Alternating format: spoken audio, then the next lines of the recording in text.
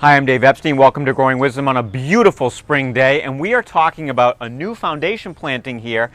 And here's the thing that this video is about. We're going to give you some tips on things to look for whenever you start a brand new planting against the house.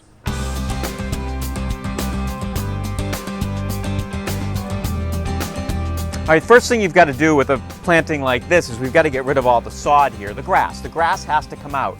And I've actually painted a line along the edge so I can know exactly where I want the bed to be. So we're going to get rid of the sod here, and then we've got a planting plan, and you can see the plan. We've got a lot of different plants we want to plant. Now this is a dappled sun area, so it's got some sun, some shade. It's not full sun, but it's not full shade. We'll call it part sun. A few things we've got to be aware of. One is we don't want to put plants in here that are going to block the windows, right? Because folks are inside more than they're out. 6 months of the year, it's cold, it might even be snowy. You're looking out. I don't want to be looking out into a bush. I want to look out and see the landscape out there. So the bushes will be low. Another thing we've got to be aware of is the roof line. So you want to be careful not to put plants underneath the gutters. Why? Stuff falls off the gutters, number one, and number two, rainwater won't get right at the edge. So some things you want to be aware of when you're doing a planting like this along a foundation or really anywhere in your yard.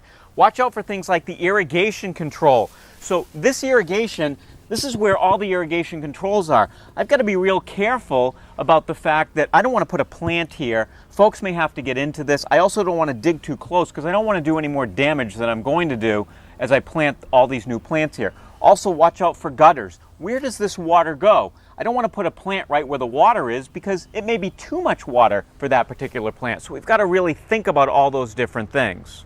Here's something else to be aware of. Do you have a vent, perhaps a dryer vent, near where you're going to plant?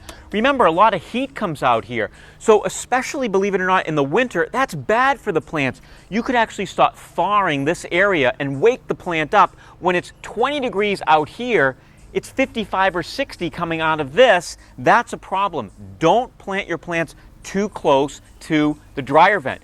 Again, think of all of these things as you're putting in these new plants.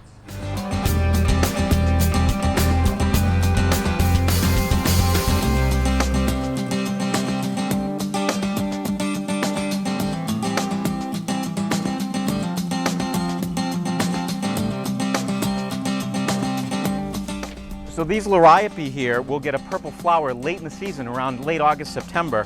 Give us a little more color back here.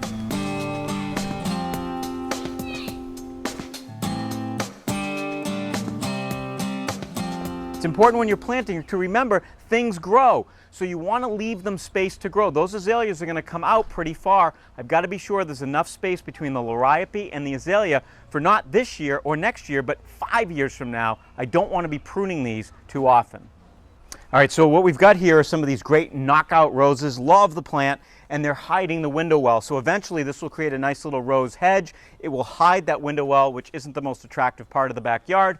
They'll get fairly high, but not so high that they're going to block that window. That's the other thing. Remember, we don't want to put something here that you'll be in the kitchen looking out into a tree. This is the perfect solution.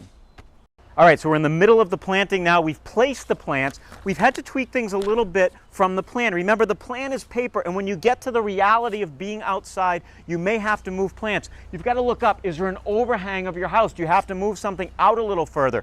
Was the bed cut deep enough? Also, sometimes plants just don't look right next to each other. So we were just dealing with the fact that a Buxus Gray and Blandy and one of the weeping hemlocks were supposed to be fairly close to each other. I don't necessarily like the look of the two vertical things, so we're going to move one of the Buxus further away. It will actually bookend the garden a little bit, and I think it's going to, in the end, look a little bit better than I thought it would look when we had the plan.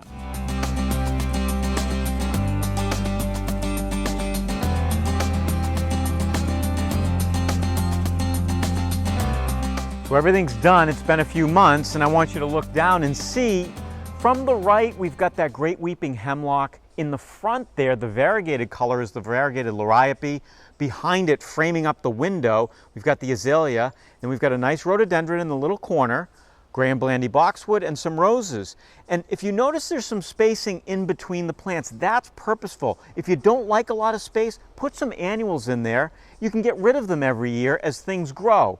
If you like the space, then you like it the way it is. So on to the other side of the patio, and also continuing this foundation planting, we've got some azalea, the roses, a hydrangea, and more hydrangea as you flip around the corner with another Graham Blandy boxwood. Again, I say to you, notice the spacing. That's purposeful. We want the spacing to allow things to grow. If we showed you this 3 years from now, everything's going to be real tight, and that's the way we want it to look.